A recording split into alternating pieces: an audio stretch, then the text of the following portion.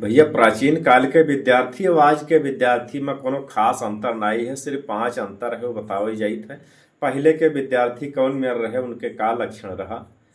काक चेष्टा बको ध्यानम स्वान निद्रा तथैव चा अल्पाहारी गृह त्यागी विद्यार्थी पंच लक्षणम। ई 5 लक्षण रहा पहले के। और आज के लक्षण का है आधुनिक विद्यार्थी के कि रील चेष्टा मोबाइल ध्यानम घोर निद्रा तथैव चा।